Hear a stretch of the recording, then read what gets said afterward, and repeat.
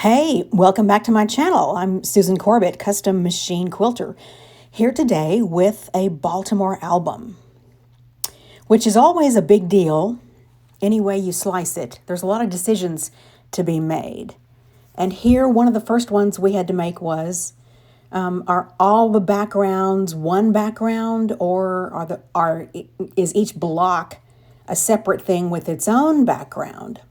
Since the sashing is the same color as the background, we ended up choosing all one background. It's extremely freehand looking. It's also extremely custom. In retrospect, there are things I'd do differently. But of course, you know much better how to quilt it after it's done than before. So one of the things one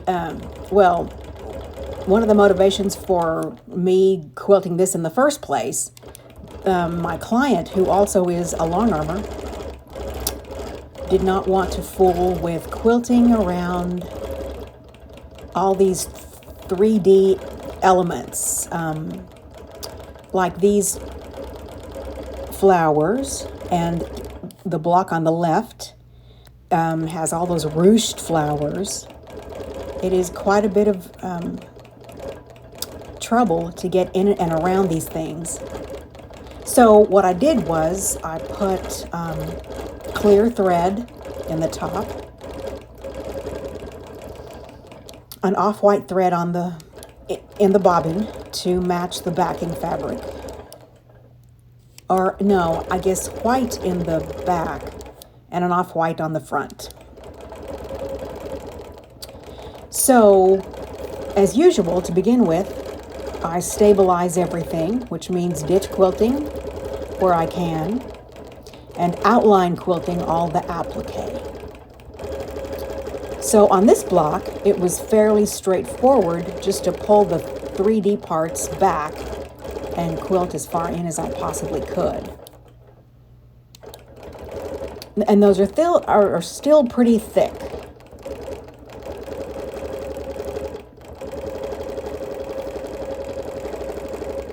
One more thing that made this quilt just a little bit different is the client wanted double batting, which is a thing most of my clients never ever ask for.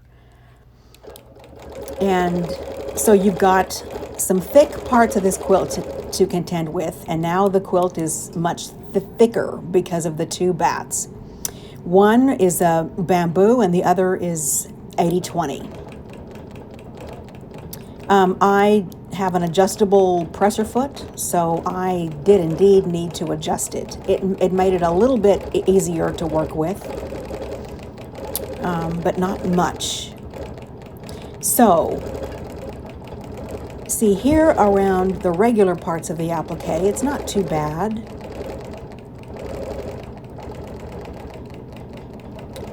That little rosebud is kind of 3D, but it's still very doable. It didn't occur to me to change presser feet. I can always find a way to make, the one I use most often work. So here we begin, pulling back all those thick layers of ruched rose, and that is a harrow marker that I used to hold that back up against the pressure foot so that I wouldn't quilt my fingers. It mostly worked pretty well. Not completely, but okay.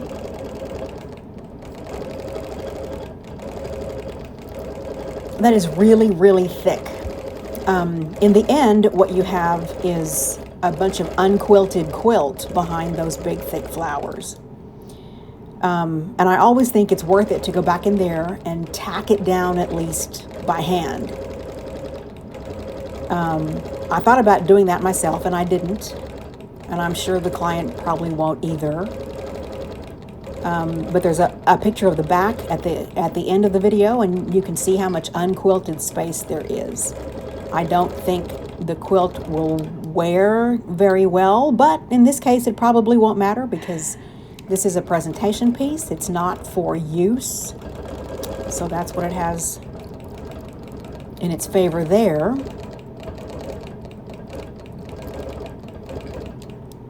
These leaves are pretty tiny, so I didn't go back in and vein them as I normally do.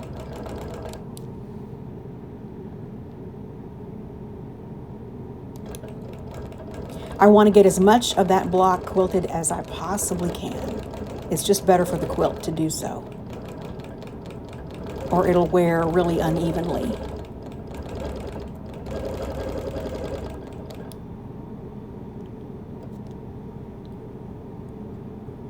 To leave the whole thing unquilted, I think, would be horrifying.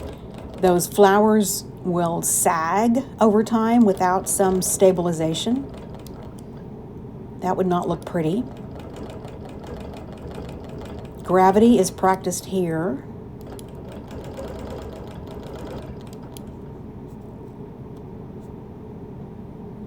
That flower did not want to cooperate with me at all. Okay, now getting around these other flowers was equally arduous. Those little yellow flowers are thick, and they did not want to cooperate with me at all.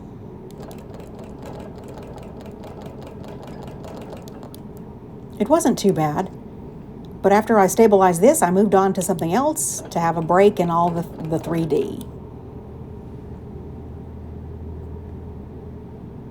I wouldn't say this is too hard to do. It's just some tedious trouble.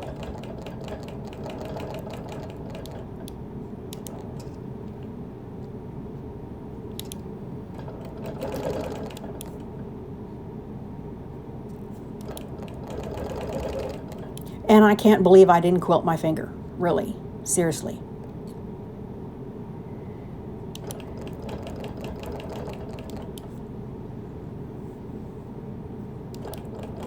I like to pin these things back where possible, but there was no way a pin was going through all that.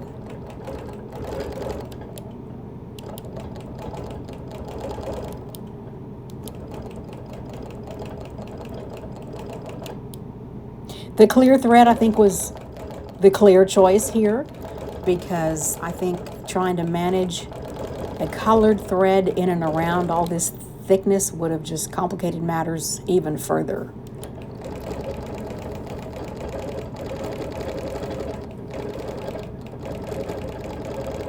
And coming up, see those little blue flowers with the yellow, I don't know what you call them, coming out of the edges? Those didn't want to cooperate either. That was rough. I didn't want to quilt over those little loose threads, but they did not want to move out of the way.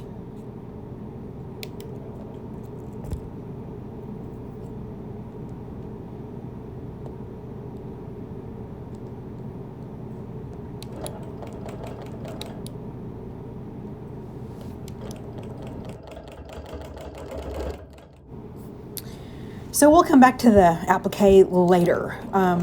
It's always best to move on to the border as quickly as possible if you can, so that you don't densely quilt up the body of the quilt and then end up with more fullness in the border to have to full with. So I knew what I was going to do in this border. The client wanted a traditional look, even though we're using a long arm in 2025. And so I chose this border to get a traditional look in here somewhere, because I wasn't about to cross-hatch the whole thing and move in and out all the different parts of the applique. That is a royal pain. And I'm willing to do a whole lot for custom quilting, but that's not one tactic I like to use very often. It's just torture. So, by this point, I had switched to an off-white thread. When you're doing lines, it doesn't really matter that much what color you use. All you're going to see is the line. And an off-white thread on the red fabric is not going to call that much attention to itself. And then it'll blend in the off-white part. So this is also useful in that I don't have to think up 3 different quilting designs to do. Doing channel quilting across all 3 borders was a way to expedite the quilting of the border. Not that doing lines is going to be really fast. It won't. But I knew this would look good, and I love the way it turned out. Especially with double batting, look at the texture. Isn't that a gorgeous thing?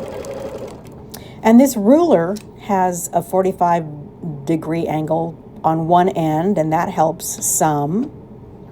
I'm using my drafting tool there just to check and make sure that the spacing is good and the angle is good, because it's super easy to mess that up when you're doing straight lines. So what I'm doing here is quilting 2 lines about 1/4 inch apart, and then leaving not quite 3/4 of an inch in between.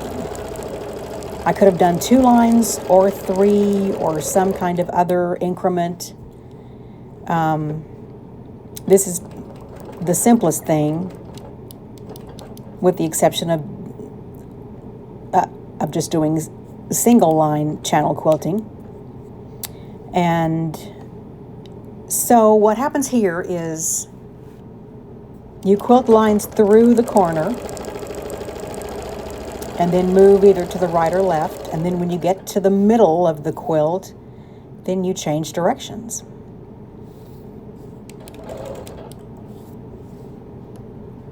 I'm getting faster at this.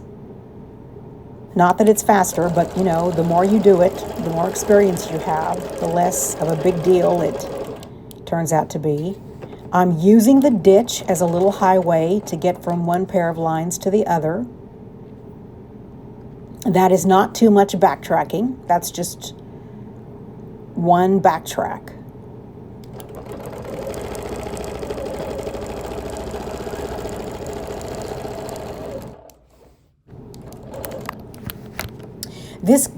This client does not live anywhere near me. We're many states away.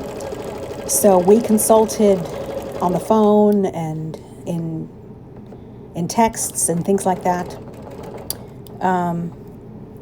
This quilt, this is one of 2. This one is for her sister. I think the blocks were started by their mother. And then my client finished them. So her sister took a look at photos of work I've done previously, and she settled on one example of a quilt that had a lot of applique on it, and in which I had done some flowers and feathers and various backgrounds. So that's how we decided on most of the quilting scheme for this quilt. And that worked just fine. There's limitless options. This could have gone in many different directions. We decided not to go all out, so it's not the showpiece of the world. That also influenced a few things. I did some dense background quilting here, but nothing very complicated or too stressful. So here we're at the middle of this border. The middle is what that pin is marking.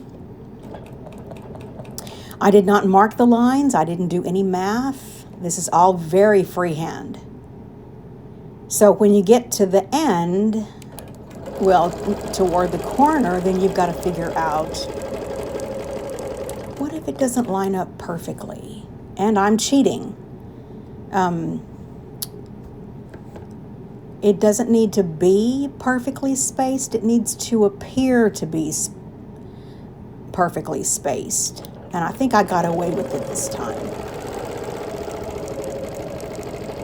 So it's useful to put some kind of a mark in the middle, and that's where a Hera marker is really good and useful. You can sort of crease a line where the middle of that V tends to go, and that'll help you know where to stop.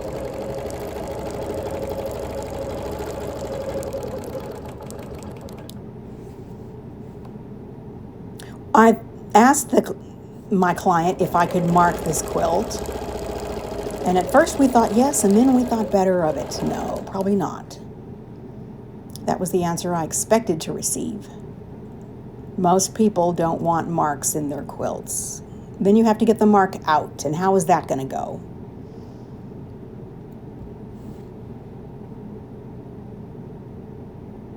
We just didn't want to chance it. Can't you just see all that red fabric running? I can.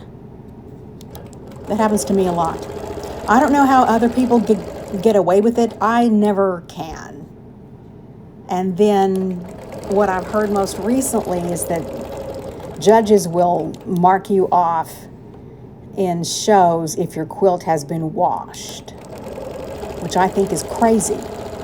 After you've completed an applique quilt and it's been quilted, that quilt is dirty. It just is. It's been handled so much, how would it not be? And it needs washing.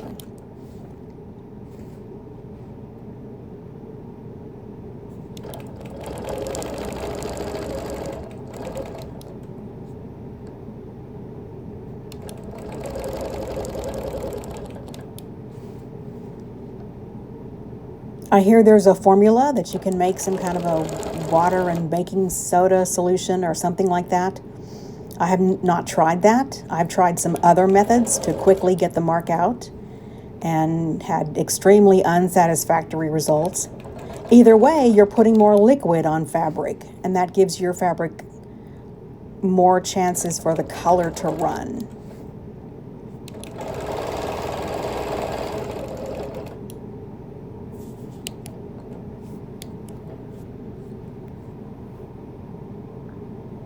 For those who don't want to see any more of the straight line process, which I've outlined in previous videos, you can fast forward to other parts.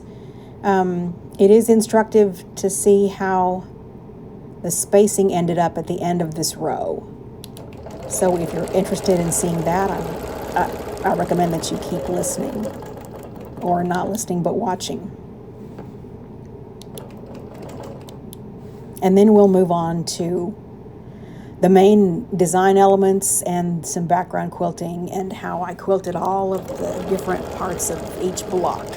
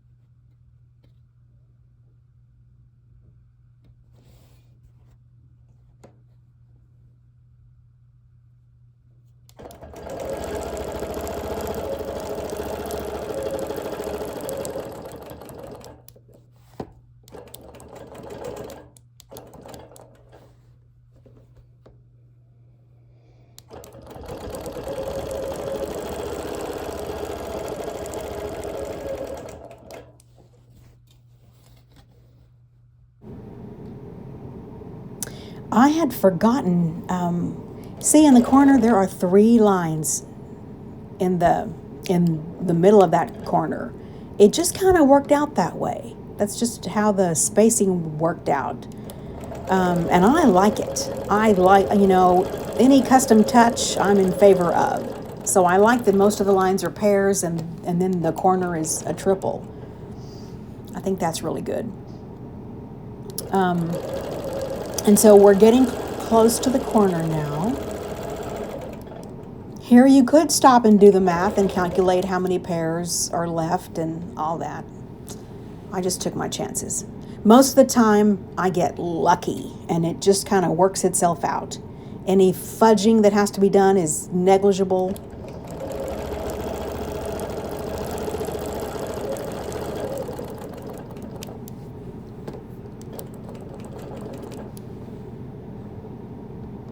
Let's see what happens here.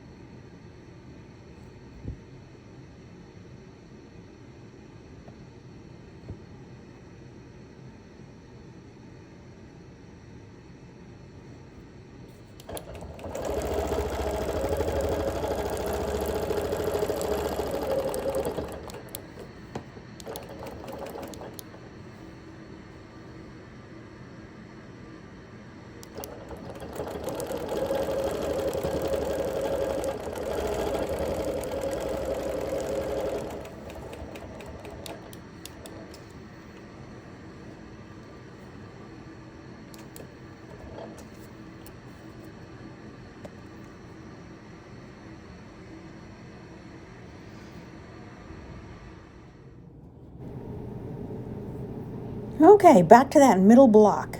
Now I'm going to start adding little details. I hopped around all over the place at this part. I wanted to get some of the tedious stuff out of the way so I could move on to other parts. The idea popped into my head, let's just do some little circles right around here, which probably wasn't the easiest thing to do, but that's the idea that popped into my head. I quilt intuitively, and my intuition was go with some little pebbles. So I put in a few just to fill in these interior spaces. I wasn't completely sure what background I was going to attempt between the blocks anyway. So this was just a way to fill in some parts and get it off the ground. And so very often when you do this kind of thing, ideas will come forward and present themselves on what to do with the rest of it. So these pebbles are all different sizes. It just depends on how much room I have and what the shape dictates. As it turned out, circles were a part of the combination background I chose for this quilt. So it all blended harmoniously, and that's what you want. Again, in between these two 3D flower choices, it was a little tedious to do. So, I see people quilting one-handed all the time as a matter of course, and I don't get that at all. I like two hands to have as much control as possible. And here, that just wasn't at all possible. I'm doing pebbles one-handed.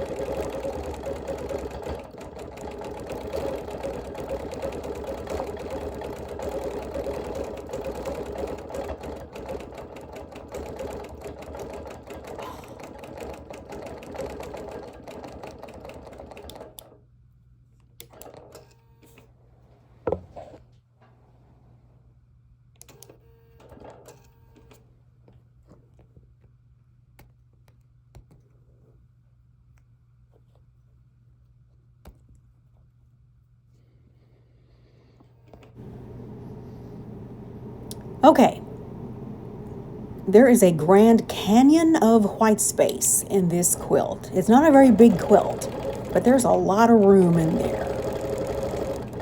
It might have been easier to quilt the sashing as sashing and the backgrounds of each individual block separately. But, you know, that's a matter of personal preference, and I think it's kind of cool to treat the background all as one background. Then you can use up all that space, and I think it gives you more options. So that's what I set out to do. So that's the good news. The bad news is that you got all that space, and what are you going to put in there? And how is it all going to flow together? So here,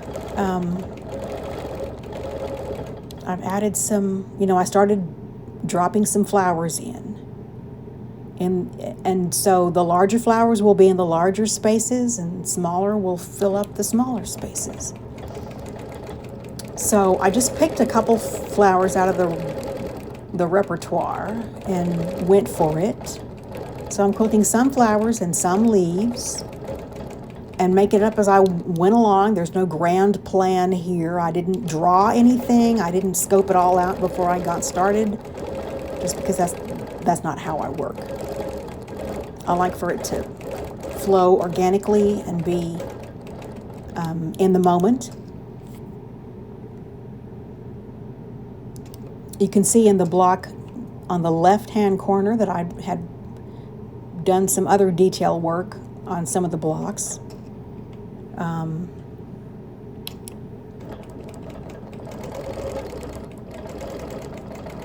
And so once you get a flower and some leaves in, then I like to echo. You don't have to echo around this, but I think it helps to set it off and put some spacing in between the element and the background quilting.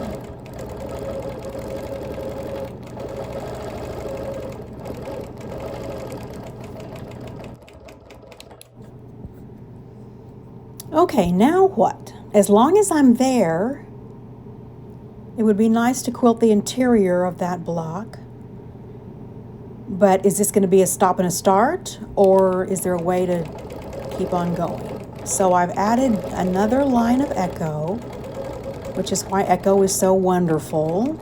It really can help you out. And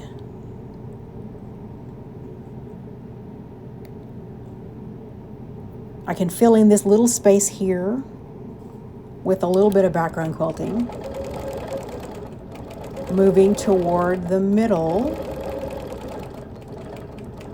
eventually.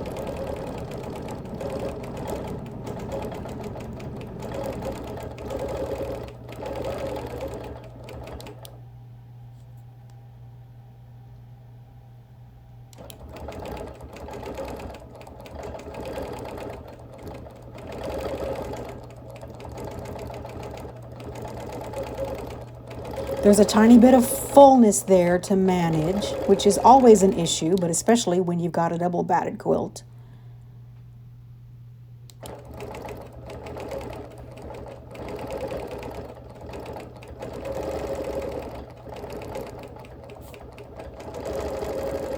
All right, and so from there I went into another flower, which will be in the center of that space. And then once that's in there, I can fill in all around it with some background quilting.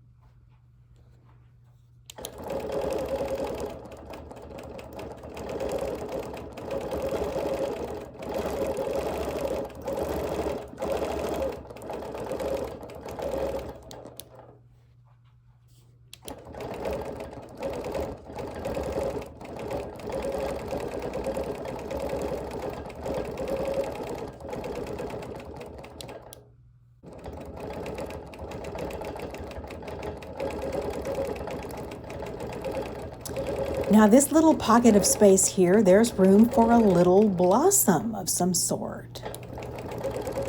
I love doing that. I think it's very effective. It's cute.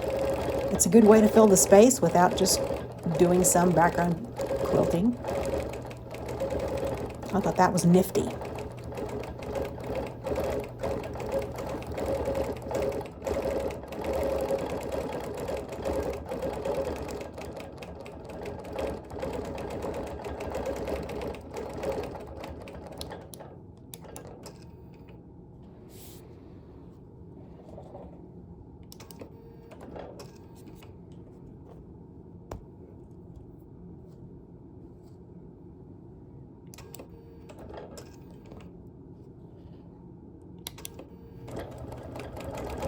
This ended up being a stop and a start, you know, trying to not do too much backtracking in there.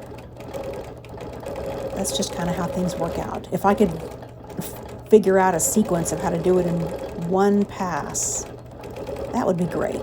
But that's not real life, I don't think. Sometimes you get lucky. I don't know. So there's the interior of that block, and now what else does it need? Would you do more flowers, or maybe is it time for some feathers? I decided it was time for a feather because there's going to be a lot of flowers around that top right block.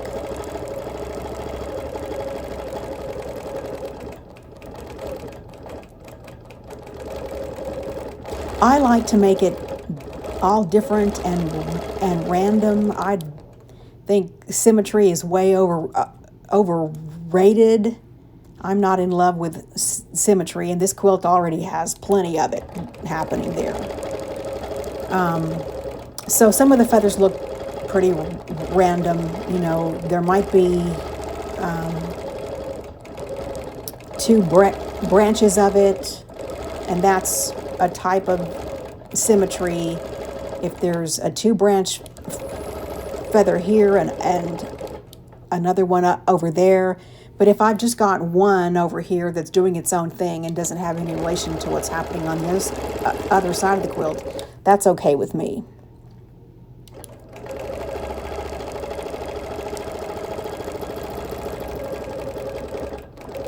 Maybe when we do the other quilt for this client, she may have different ideas, but this is how this one turned out. This is how this one's going. And this is all a judgment call. How much space do you fill up? How much space do you leave for the background quilting? How close do you get to the elements around it? And that'll be, you know, you'll have a different answer on, you know, from one day to the next.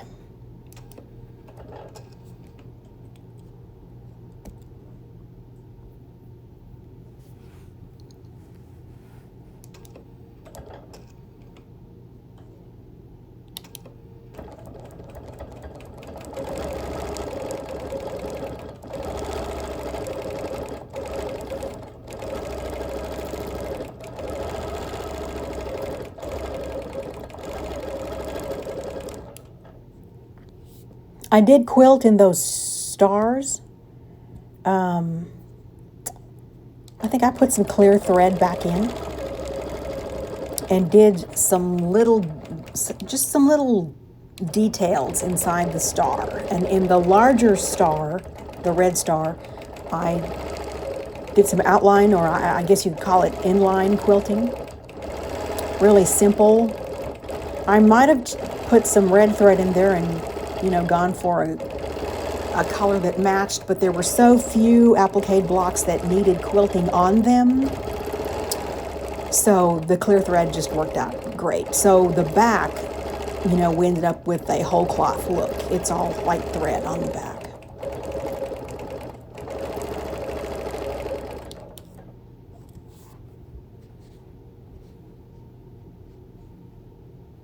To see those details, go back to the pictures at the beginning of the video. That's where they show up.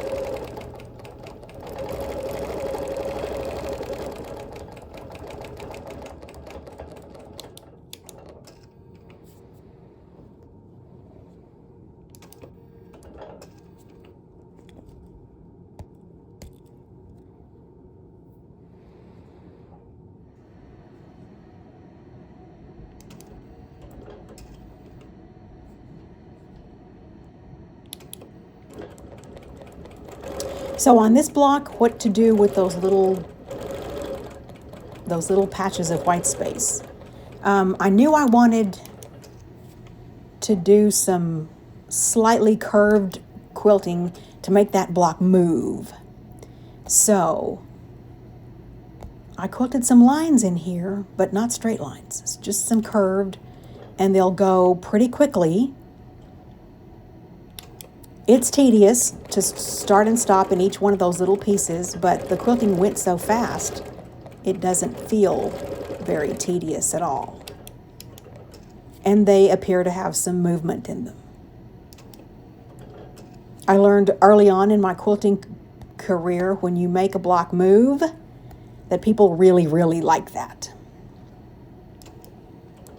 This one will end up looking like it's kind of spinning around.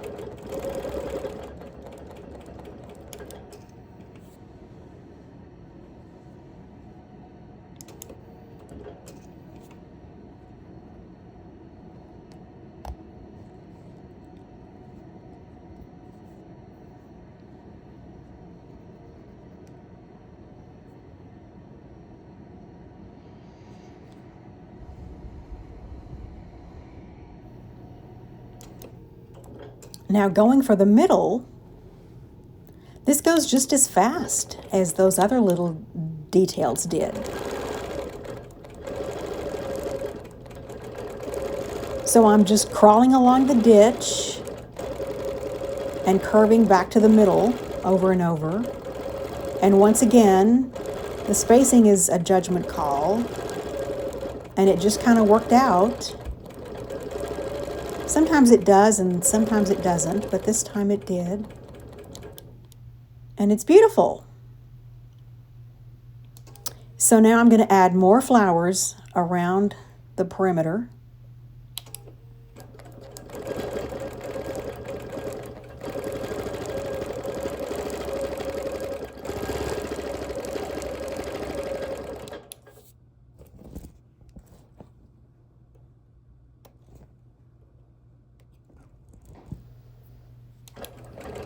This flower is different than the ones I had done below the block.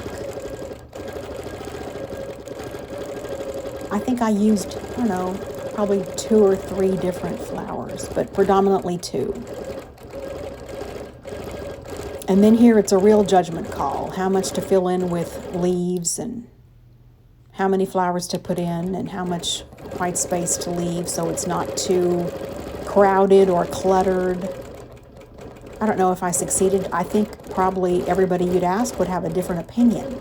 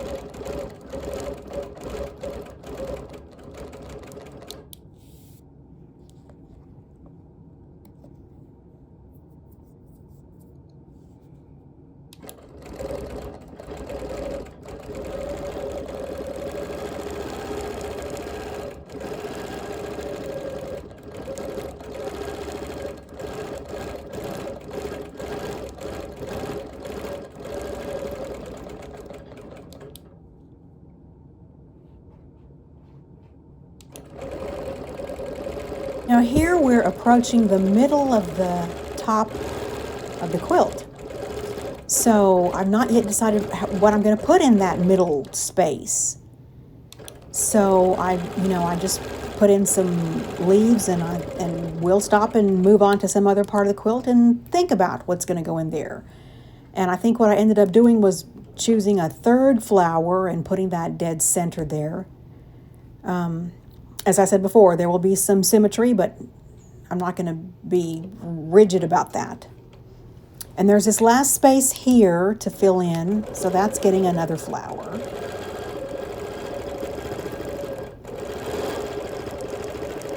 And then we'll think about what the background quilting is going to look like.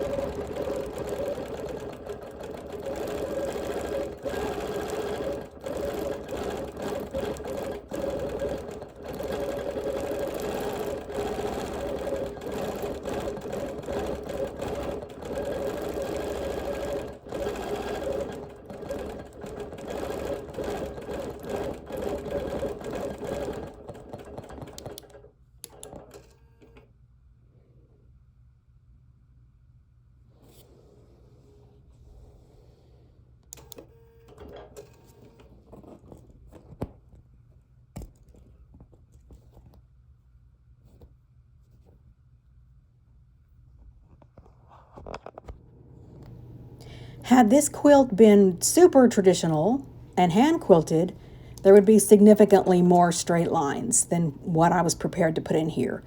But I thought the center of this block could use some vertical lines.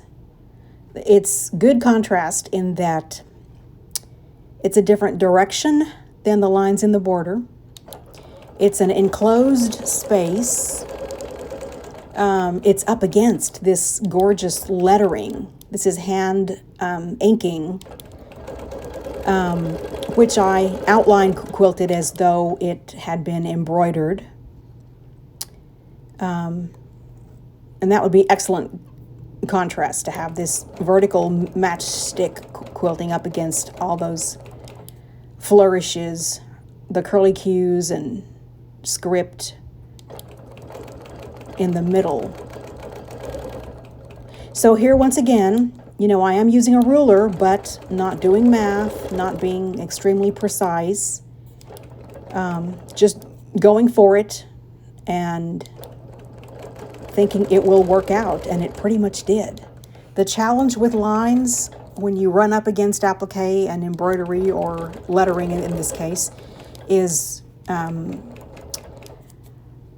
trying to get those lines to match up.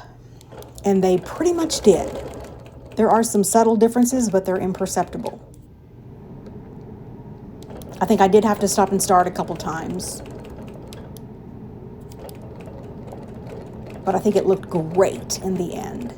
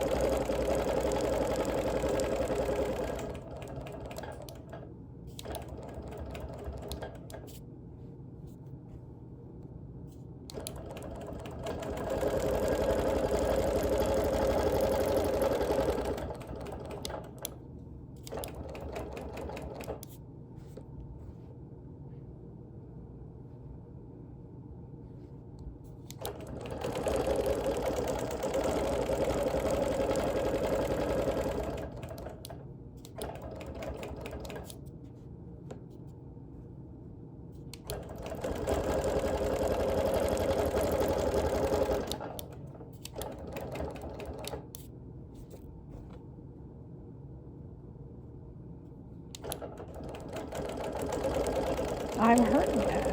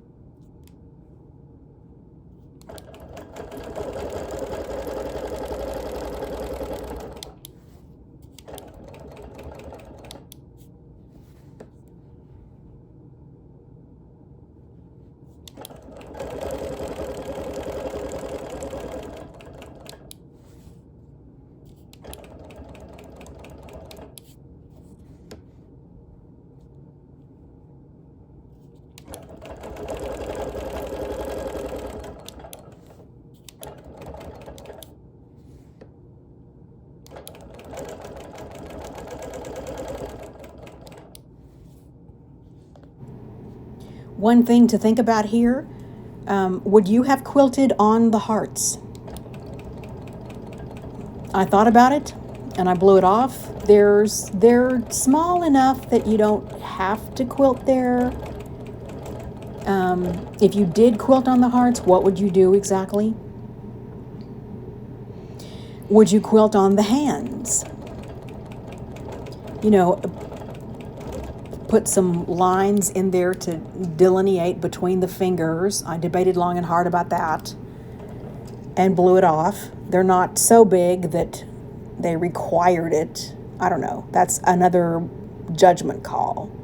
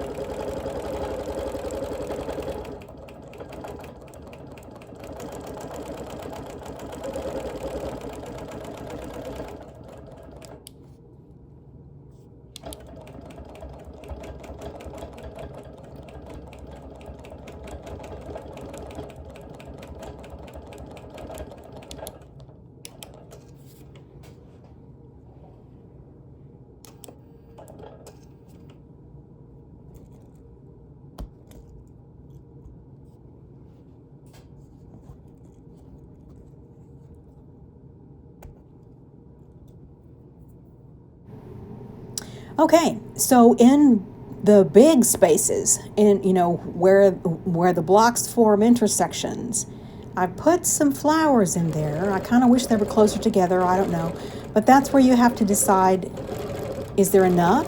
Do I add more leaves? How much white space do I leave? Total judgment call. So that feather plume wanted to go up there on the, where, I don't know how I decided that. that's just kind of how it worked out. I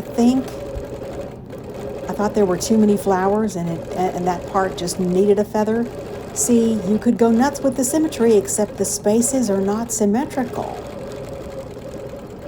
The shapes of the spaces in between the blocks, I mean. So that feather just seemed to make sense there. And now I'm thinking, well, as long as I'm up here, I may as well fill in with some background quilting. And I opted for the usual. I'm kind of in a rut here of circles and swirls and echo. But it looks great. And that was what was in the quilt the client looked at and said she liked. So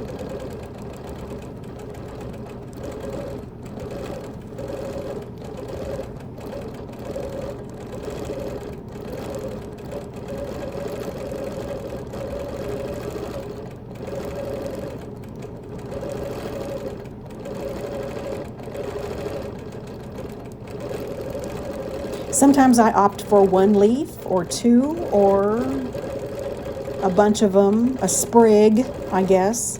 I like those three together where they are. I think that's pretty good.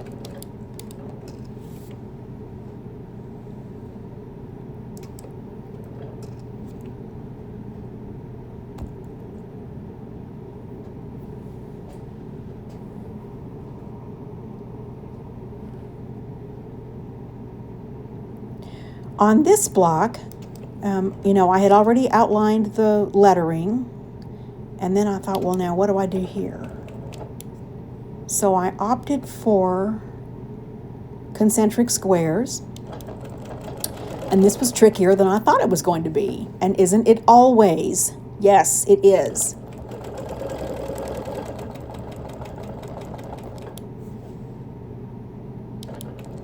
A friend suggested I read the book Thinking 101.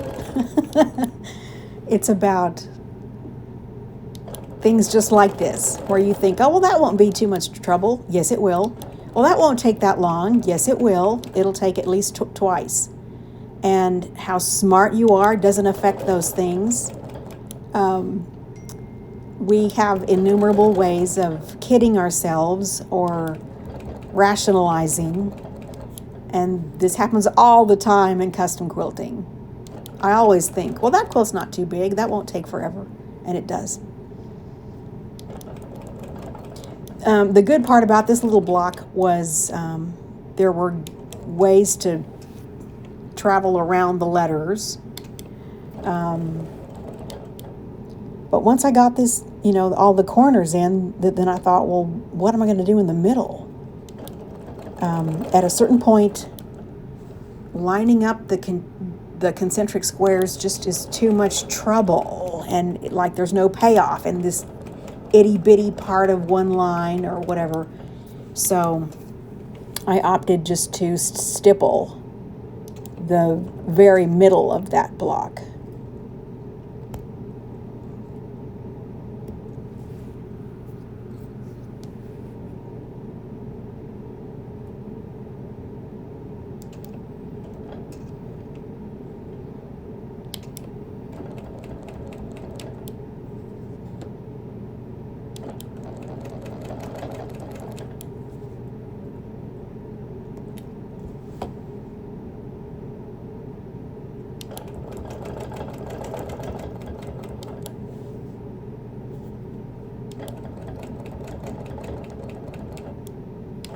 These thinking errors beset us in quilting all the time, I think.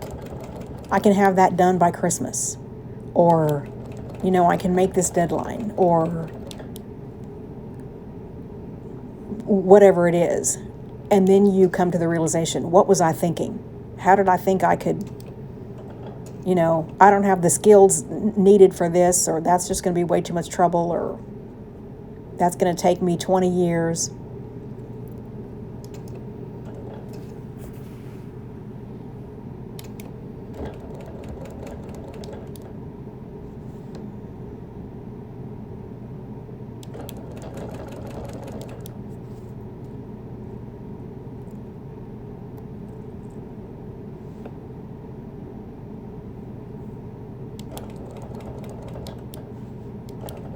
think it was worth it in the end to do this much work in that little space.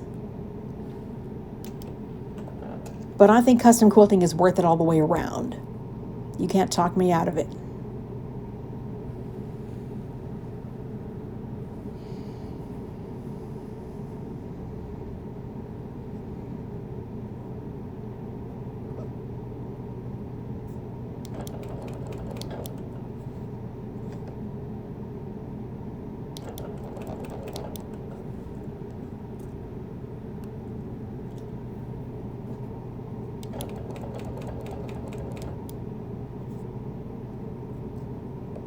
I hardly ever stipple, only in little tiny spaces like this.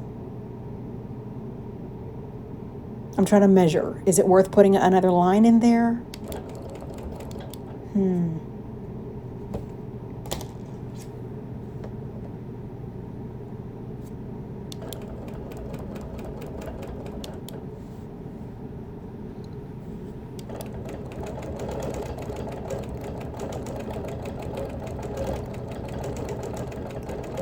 This is the rare occasion in which the stippling was the fastest part of this little patch.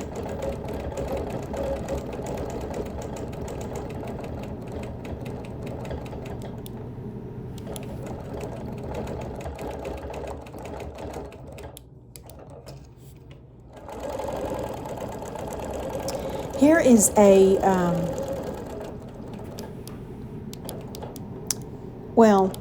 two branches of roses.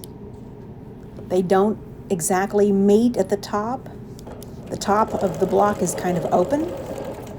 And I like to have some rationale between the middle of the block and the background quilting at the top.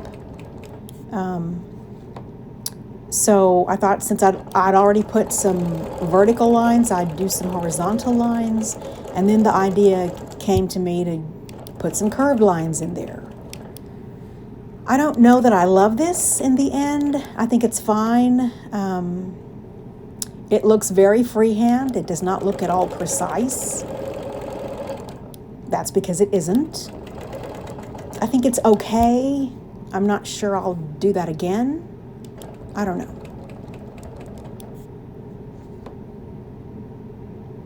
I did quilt on these roses.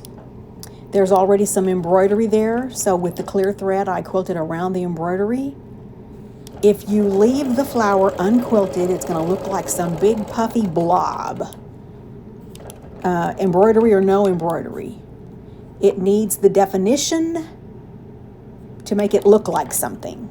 So it's not just poking out there where gravity can take hold of it and do some awful things to it over time. And also, I guess a reason I thought about doing any kind of line in here, there were not so many odd little pockets of applique to have to put in some little partial lines and get them to line up. This wasn't that much trouble. And in the buds, I did quilt. I ditched quilt between the red and the green. So they weren't just puffy blobs either. They're well defined.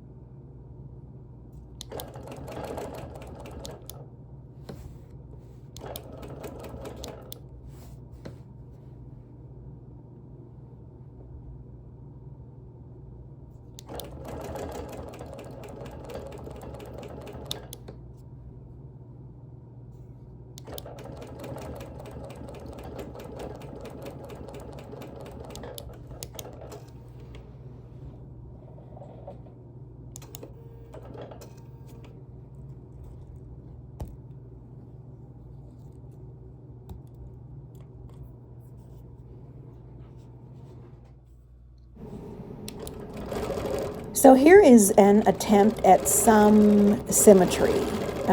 I've filled in most of the elements on this quilt in the background before deciding what I was going to do in the spaces over the center block. And I thought this would be a good place to have two branches of feathers doing the same thing on either side, curling around a flower underneath them. So I don't know how great an idea that is or how successful it was. I think, again, that's a judgment call, and that's going to be a matter of opinion. But it seemed to work out pretty well. I think there's a lot going on in this background.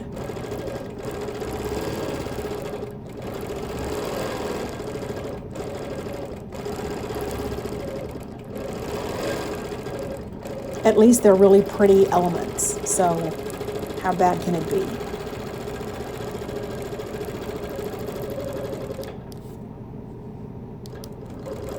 Managing the fullness there.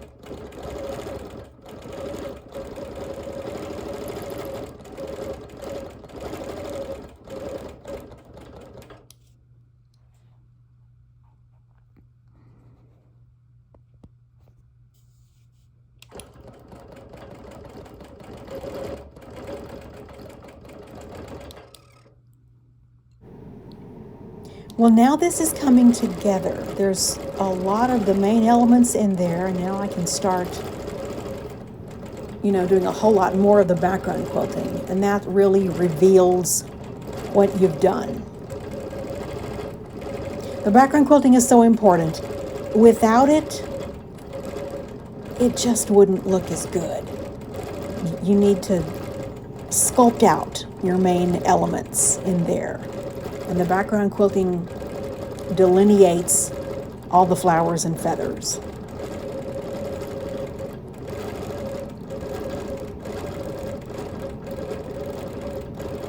It can be tedious, but my goodness, the payoff is huge.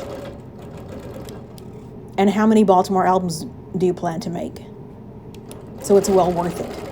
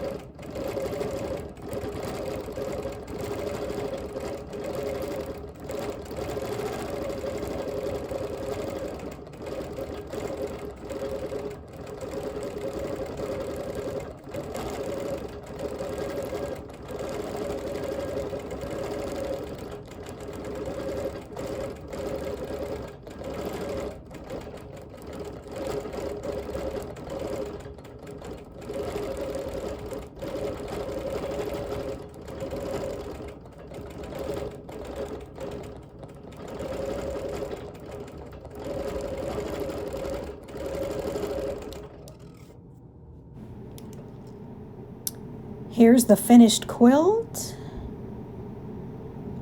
It turned out really beautiful. It's busy, but it's gorgeous. Here's a look at the back. See the big empty space in the middle? That's where the ruched flowers are. And that is it. I'll see what I have for you next time. Thanks so much for watching.